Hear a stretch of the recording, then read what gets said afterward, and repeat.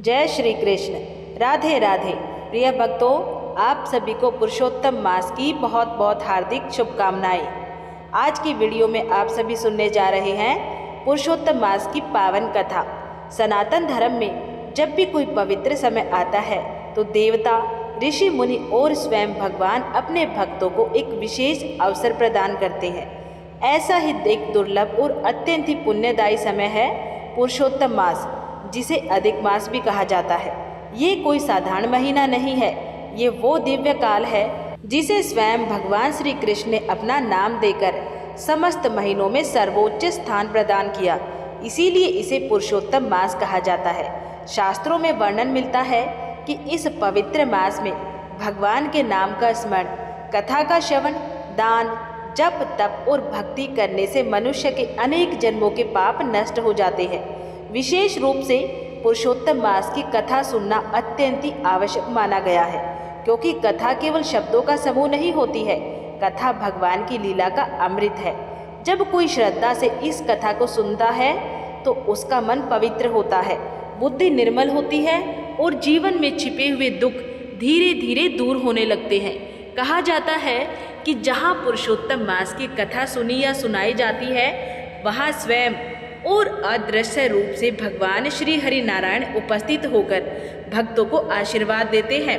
कथा श्रवण से घर में सुख, शांति और समृद्धि आती है और भक्त के हृदय में भक्ति का दीपक प्रज्वलित हो उठता है। आज हम आपके लिए पुरुषोत्तम मास की एक अत्यंत पावन और मनोहर कथा लेके आए हैं। इस कथा का श्रवण करने मात्र से ही भगवान श्री कृष्ण की कृपा प्राप्त होती है और जीवन में शुभता का संचार होता है। इसीलिए प्रिय भक्तों, बड़ी ही श्रद्धा और विश्वास के साथ इस कथा को अंत तक अवश्य सुने। हो सकता है कि इस कथा के माध्यम से पुरुषोत्तम भगवान आपके जीवन की सभी कष्टों को दूर कर दे और आपकी मनोकामनाएं पूर्ण करे। एक पुरुष भागता हुआ, अंधेरे में रोता हुआ, उसका कोई नाम नहीं, कोई रक्षक नहीं, कोई आश्रयदाता नहीं। संसार के हर प्राणी ने उसे ठुकरा दिया।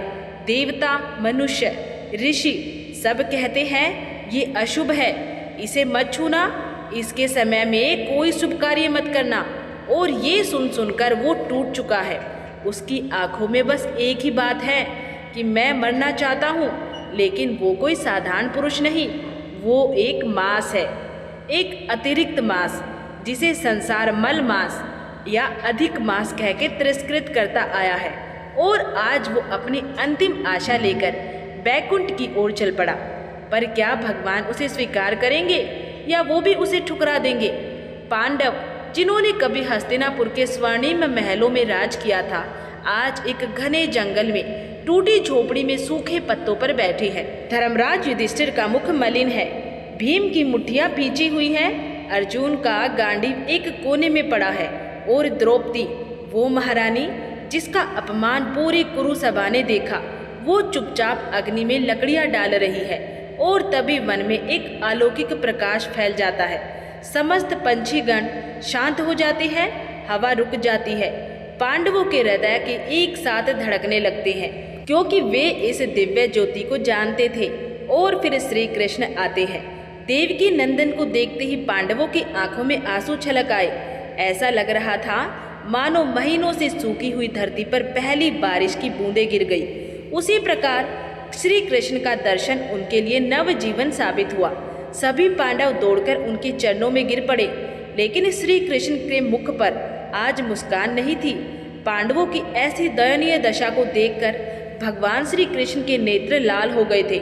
उनका क्रोध इतना तीव्र था कि एक क्षण के लिए ऐसा लगा मानो वे अभी संपूर्ण ब्रह्मांड का प्रलय कर देंगे। और पांडव कांप रहे थे।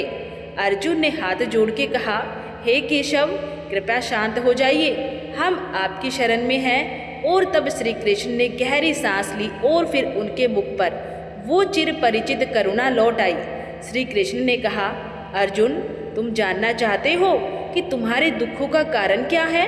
तब अर्जुन ने कहा, अवश्य प्रभु, बताइए। श्री कृष्ण भगवान ने तब कहा, तो ध्यान से सुनो, एक ऐसी कथा जो तुम्हारे दुखों का रहस्य भी है और मुक्ति का मार्ग भी है।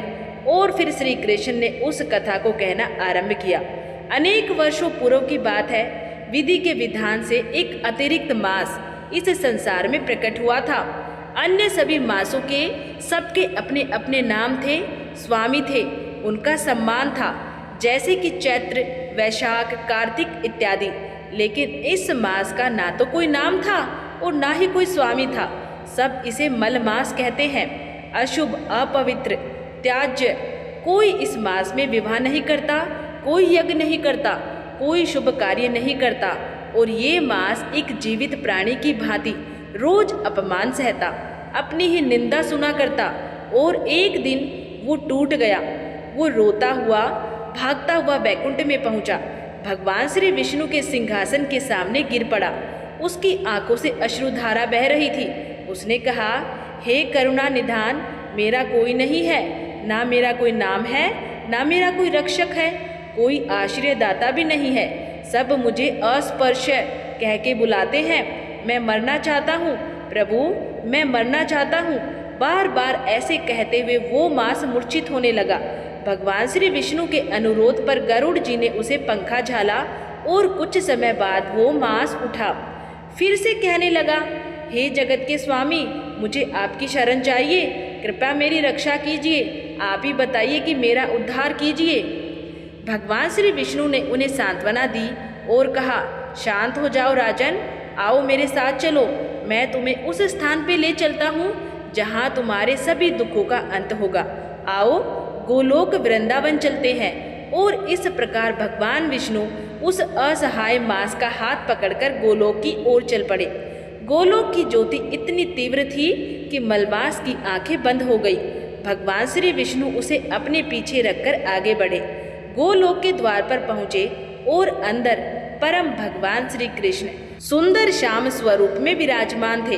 गोपियों से घिरे हुए, अपने पार्षदों और सखाओं से घिरे हुए, अपनी नित्य शाश्वत लीलाओं में संलग्न भगवान श्री विष्णु ने श्री कृष्ण को प्रणाम किया और रोते हुए मलमास को भी श्री कृष्ण के चरणों में प्रणाम करवाया। ये देखकर श्री कृष्ण भगवान ने पूछा, अरे ये क्यों रो रहा है? और वो भी गोलोक वृंदावन में आकर। श्री कृष्ण की बात सुनकर भगवान श्री हरि ने सारी व्यथा सुनाई और तब परम भगवान पूर्ण पुरुषोत्तम श्री कृष्ण ने वो वचन कहे जिन्होंने सब कुछ बदल दिया। श्री कृष्ण ने कहा, मैं इस मास को अपने समान बनाता हूँ। मेरे गुण, मेरा यश, मेरा ऐश्वर्य सब इसमें स्थापित हो करता हूँ और आज से ये पुरुषोत्तम मास कहलाएगा, मेरे ही नाम से जाना जाएगा। मैं स्वयं इसका रक्षक और स्वामी बनूंगा और ये मास सभी मासों में श्रेष्ठ माना जाएगा। जरा देखिए, जो मास सबसे तिरस्कृत था वो अब सबसे पूजनीय बन गया। स्वयं श्री कृष्ण ने अपना नाम दिया और इस कथा का समापन करते हुए भगवान श्री कृष्ण ने अर्जुन से कहा, अर्जुन अब उस कथा को सुनो जो सीधे द्रौपदी से जुड़ी हुई है। पूर्व जन्म में द्रौपदी एक ब्राह्मण ऋषि मेधावी की पुत्री थी। बाल्यकाल में उसकी माता का देहांत हो गया। पिता ने दूसरा विवाह नहीं किया और ना ही पिता ने अपनी पुत्री का विवाह किया। अपनी सखियों को सुखी देखकर वो दिन रात तड़पती रहती और फिर एक दिन उसके पिता भी श्री हरि का नाम लेते हुए अपने शरीर को त्याग देते हैं। अब वो अकेली रह गई, पूर्णतः असहाय। और तभी उसके सौभाग्य से एक दिन दुर्वासा मुनि उसके आश्रम में प्रकट हुए। उस कन्या ने दुर्वासा ऋषि की सेवा की, फल फूल अर्पित किए और ये देखकर दुर्वासा मुनि प्रसन्न हुए। तब कन्या ने रोते हुए अपना दुख बताया, मेरा कोई नहीं है, ना मेरी माता है, ना मेरा पिता है, ना भाई, ना पति, कृपया मुझे कोई उपाय बताइए। ऋषिवर, कन्या की ऐसी दयनीय स्थिति देख के दुर्वासा ऋषि ने करुणावश कहा, हे पुत्री, 3 मास बाद पुरुषोत्तम मास आ रहा है। ये मास कार्तिक से भी श्रेष्ठ है। इस मास में स्नान करना, दान देना और भगवान श्री कृष्ण के नाम का जप करना, तुम्हारे सारे दुख अवश्य मिट जाएंगे और सारी मनोकामनाएं भी पूर्ण होंगी। और ये इस कथा का सुगत अंत नहीं है, यहाँ पर कहानी पलटती है। उस कन्या ने दुर्वासा ऋषि की बात नहीं मानी, बल्कि उसने पुरुषोत्तम मास का अपमान कर दिया। उसने कहा, ऋषिवर, आप झूठ कैसे बोल सकते हैं? ये तो मलमास है, सबसे द्रोणित मास। ये कार्तिक और वैशाख से भी श्रेष्ठ कैसे हो सकता है? आप मुझे गुमराह कर रहे हैं। कन्या की बात सुनकर दुर्वासा ऋषि का शरीर क्रोध से जलने लगा। उनके नेत्र लाल हो गए, लेकिन फिर उस असहाय कन्या को देखकर उन्होंने स्वयं को रोक लिया। उन्होंने कहा, मैं तुम्हें श्राप नहीं दूंगा। तुम्हारे पिता मेरे मित्र थे, लेकिन पुरुषोत्तम मास के प्रति तुम्हारा अपराध, इसका फल तुम्हें अगले जन्म में अवश्य भोगना होगा। बस इतना कहकर दुर्वासा ऋषि चले गए और उसी क्षण से उस कन्या की सारी कांति नष्ट होने लगी। उसका शरीर कुरूप हो गया, सारी संपत्ति खो गई। अब निराश होकर उसने भगवान शिव की तपस्या आरंभ की। 9000 वर्षों तक भीषण तपस्या की।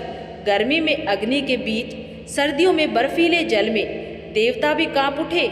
ऐसी तपस्या उस कन्या ने की और उसकी तपस्या से प्रसन्न होकर भगवान शिव जी प्रकट हुए, जिन्होंने कहा, हे देवी वर मांगो। तब उस कन्या ने कहा, हे भोलेनाथ, अगर आप मुझ पे प्रसन्न हैं तो मुझे पति दीजिए, पति दीजिए, पति दीजिए। इस प्रकार उसने ऐसा 5 बार कहा और तब भगवान शिव जी ने उसे कहा, तथास्तु, तुमने 5 बार मांगा है, इसलिए तुम्हें 5 पति प्राप्त होंगे। अब शिव जी की ये बात सुनकर वो कन्या घबरा जाती है और कहती है, नहीं नहीं प्रभु, एक स्त्री के 5 पति, ये तो अत्यंत निंदनीय है। आप अपना ये वर वापस ले लीजिए। लेकिन भगवान शिव जी गंभीर वाणी में कहते हैं, नहीं पुत्री, ये असंभव है। और सुनो, ये तुम्हारे उस अपराध का फल है जो तुमने पुरुषोत्तम मास का अपमान करके किया था। ऋषि दुर्वासा और मुझ में कोई भेद नहीं है। प्रजापति ब्रह्मा जी, नारद मुनि और सभी देवता भगवान श्री कृष्ण के आदेश से इस मास की पूजा करते हैं और तुमने उसी का अपमान किया था, इसीलिए उसका फल तुम्हें अवश्य भोगना होगा। इतना कहकर भगवान शिव अंतर्धान हो गए और कुछ समय बाद उस कन्या ने अपना शरीर त्याग दिया। भगवान श्री कृष्ण ने इस कथा का समापन करते हुए अर्जुन की ओर देखा और कहा, अर्जुन, वो कन्या मेधावी ऋषि की पुत्री, वही पुत्री अगले जन्म में राजा द्रुपद के यज्ञ से प्रकट हुई। संसार उसे द्रौपदी के नाम से जानता है और वो तुम्हारी पत्नी हुई। पूर्व जन्म में पुरुषोत्तम मास की निंदा के कारण इस जन्म में कुरु सभा में दुशासन ने उसका अपमान किया और सौभाग्य से उसने मुझे पुकारा और मैंने उसे क्षमा किया और उसकी रक्षा की। अब श्री कृष्ण ने सीधे पांडवों की आंखों में देखा और कहा, अब समझे अर्जुन, तुम्हारे दुखों का कारण यही है। अभी कुछ समय पूर्व पुरुषोत्तम मास बीत गया, लेकिन आप सभी वन में थे और आपने उसकी पूजा नहीं की। आप व्यास देव के कर्म कांड का पालन तो करते हो, लेकिन जब तक पुरुषोत्तम मास की पूजा नहीं करोगे, शुद्ध भक्ति नहीं कर सकते और ना ही आप सबके जीवन में कोई सकारात्मक परिवर्तन आ सकता है। लेकिन ये पुरुषोत्तम मास फिर से आने वाला है, इस बार इसे मत छोड़ना। प्रातःकालीन स्नान करो, मेरे नामों का जप करो, दान दो और ये मास तुम्हारी सारी मनोकामनाएं पूर्ण करेगा, सारे दुख हरेगा। इतना कहकर भगवान श्री कृष्ण ने द्रौपदी और पांडवों के ऊपर कृपा दृष्टि डाली और फिर वो वहां से निकल गए। कुछ दिन बाद पुरुषोत्तम मास प्रकट हुआ। युधिष्ठिर ने सबको भगवान श्री कृष्ण के वचन याद दिलाए और इस बार पांडवों ने पूर्ण श्रद्धा के साथ पुरुषोत्तम मास का व्रत पालन किया।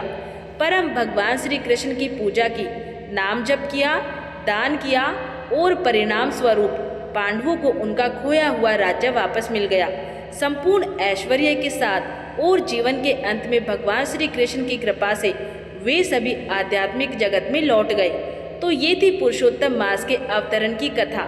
पद्म पुराण से वो मास जिसे संसार ने ठुकराया, उसे स्वयं श्री कृष्ण ने अपनाया। वो कन्या जिसने इस मास का अपमान किया, उसे जन्मों तक उसका फल भोगना पड़ा। और वो पांडव जिन्होंने इस मास की पूजा की, उन्हें सब कुछ वापस मिल गया। इसीलिए कहते हैं कि ये पुरुषोत्तम मास, अधिक मास, स्वयं भगवान श्री कृष्ण का मास है। इसका पूर्ण श्रद्धा और निष्ठा से पालन अवश्य करना चाहिए। अधिक से अधिक हरे कृष्ण महामंत्र, यानी कि हरे कृष्ण कृष्ण कृष्ण हरे हरे, हरे राम राम राम हरे हरे, इस महामंत्र की माला के ऊपर निर्धारित संख्या में प्रतिदिन प्रातः काल में ध्यान पूर्वक जप करना चाहिए। अधिक मास के सभी नियमों का पालन करना चाहिए। प्रिय भक्तों, अब आप सभी सुनिए, पुण्य फल प्रदान करने वाली, सभी मनोकामनाओं को पूर्ण करने वाली और पुरुषोत्तम मास में सुने जाने वाली बुढ़िया माई की कहानी। एक समय की बात है, एक बूढ़ी माई थी। उनके एक बेटा और एक बहू थे। बूढ़ी माई बहुत ही धार्मिक प्रवृत्ति की महिला थी। हर तीसरे साल पुरुषोत्तम मास आने पर स्नान, व्रत और दान किया करती थी। एक बार पुरुषोत्तम मास में उनके बेटे बहू ने उनसे कहा, माँ, तुम हर बार पुरुषोत्तम मास में स्नान दान आदि करती हो, इसका कोई पुण्य भी मिलता है?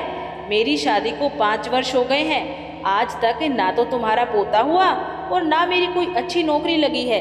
बूढ़ी माई बोली, अब मैं पुरुषोत्तम भगवान से मिलके पूछूंगी कि मेरे स्नान दान का पुण्य कब मिलेगा और अब मैं घर तभी वापस लौट के आऊंगी। वो बूढ़ी माई जय हो पुरुषोत्तम भगवान की, जय हो पुरुषोत्तम भगवान की करती हुई अपने घर से चल पड़ी। रास्ते में उन्हें एक कोढ़ी मिला। उसने बूढ़ी माई से पूछा, माई, तुम कहाँ जा रही हो? तो बूढ़ी माई बोली, बेटा, मैंने अपने पूरे जीवन काल में हर तीसरे साल आने वाले पुरुषोत्तम मास का स्नान, व्रत, दान आदि किया है, लेकिन मेरे बेटे बहू कहते हैं इसका कोई पुण्य नहीं मिला। मैं पुरुषोत्तम भगवान से मिलकर ये पूछूंगी कि मुझे इसका फल कब मिलेगा। तब कोढ़ी बोला, बहन, यदि तुम्हें पुरुषोत्तम भगवान मिले तो उनसे मेरे भी दुख का निवारण पूछना। मुझे 15 साल की उम्र से कोढ़ है, ये मुझे किस बात की सजा मिल रही है? बुढ़िया माई बोली, जरूर पूछूंगी। ये कहकर जय हो पुरुषोत्तम भगवान की, जय हो पुरुषोत्तम भगवान की कहती हुई वो बुढ़िया माई आगे चल पड़ी। आगे चलकर रास्ते में उसे एक कुम्हार पति पत्नी मिले। उन्होंने पूछा, माई, आप कहाँ जा रही हो? तब बुढ़िया माई ने सारी बात उन्हें बता दी। वे बोले, माई, क्या तुम हमारे दुख का भी निवारण पुरुषोत्तम भगवान से पूछोगी? हमारी आजीविका का एकमात्र साधन ये मटके बनना है। पिछले 3-4 वर्षों से हमारे चाक पर फूटे मटके बन रहे हैं। कुछ बच भी जाते हैं तो पकाते समय टूट जाते हैं। ऐसा क्यों हो रहा है, ये जरूर पूछना। बूढ़ी माई बोली, जरूर पूछूंगी। ऐसा कहकर वो जय हो पुरुषोत्तम भगवान की, जय हो पुरुषोत्तम भगवान की कहती हुई आगे बढ़ी।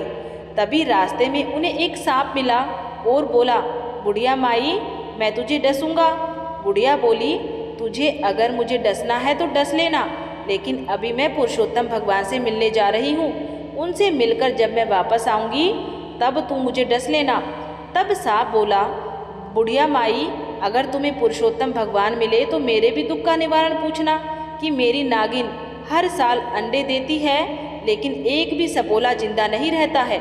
बुढ़िया माई बोली, मैं जरूर पूछ लूँगी। जय हो पुरुषोत्तम भगवान की, जय हो पुरुषोत्तम भगवान की कहती हुई बुढ़िया माई आगे चली।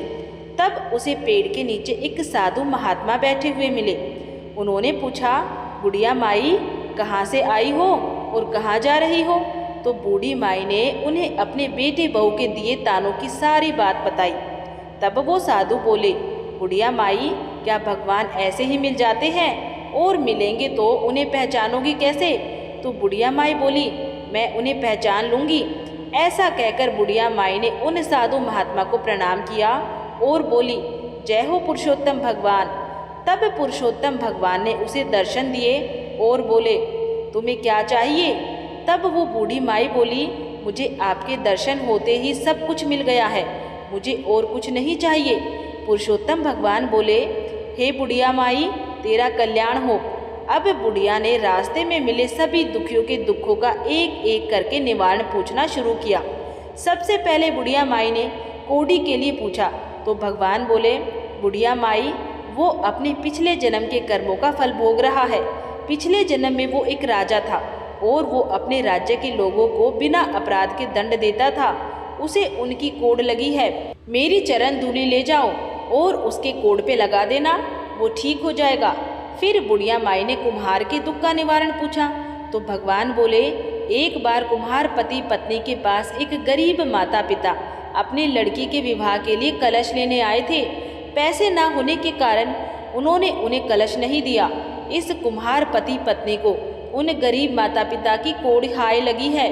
अगर कुम्हार अपने सौंदर्य अच्छे मटके किसी प्याऊ में दान कर दे तो उसका दुख दूर हो जाएगा।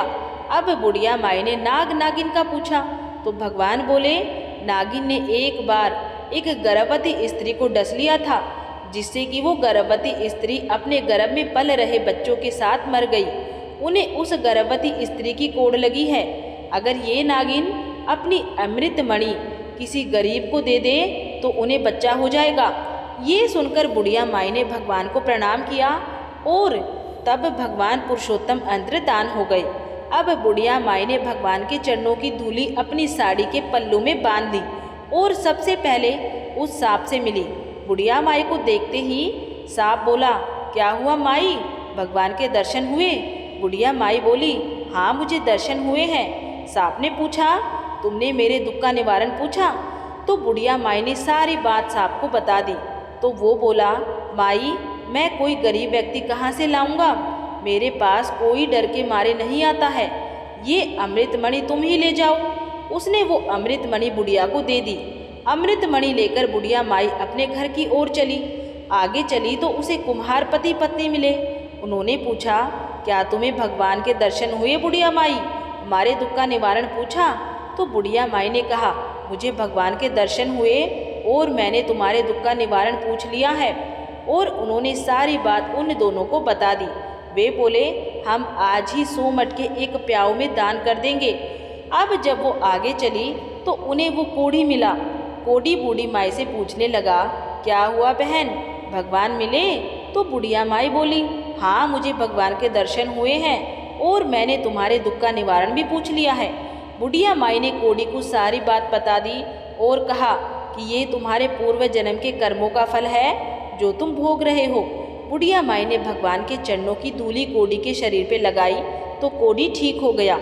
कोढ़ी ने बूढ़ी माई को खूब धन दौलत दी। अब बुढ़िया माई खूब सारी धन दौलत और अमृतमणि लेकर अपने घर पहुंची तो उसने देखा कि उसका घर एक सुंदर मकान में बदल गया है। घर में अन्न धन के भंडार भर गए और बेटा बहू माँ को देखकर बहुत खुश हुए। बेटे ने कहा, माँ मुझे बहुत अच्छी नौकरी मिल गई है और तुम्हारी बहू भी पुरुषोत्तम भगवान की कृपा से गर्भवती है। बेटे बहू ने भगवान के चरणों की धूली को अपने माथे से लगाया और सबने पुरुषोत्तम भगवान की जय जयकार की। पद्म पुराण में इस मास की उत्पत्ति की एक अत्यंत ही सुंदर कथा आती है। जब 12 मासों में 12 देवताओं को अधिपति नियुक्त किया गया तो ये 13वां मास बिना किसी स्वामी के रह गया। कोई भी देवता इसका अधिपति बनने के लिए तैयार नहीं था और तब ये दुखी मास स्वयं भगवान श्री कृष्ण की शरण में जाता है और उनसे प्रार्थना करता है। उनकी करुण पुकार सुनकर भगवान श्री विष्णु अत्यंत करुणा के साथ उनसे कहते हैं कि आप दुखी मत होइए, मैं स्वयं इस मास का स्वामी बनता हूँ और क्योंकि मुझे पुरुषोत्तम कहा जाता है इसलिए अब से ये मास पुरुषोत्तम मास के नाम से जाना जाएगा। और इस प्रकार जो मास सबसे तिरस्कृत था वही सबसे पवित्र मास बन गया क्योंकि स्वयं भगवान ने इसे अपना लिया था। पद्म पुराण और स्कंद पुराण में इस अधिक मास की अत्यंत ही महत्वपूर्ण महिमा गाई गई है।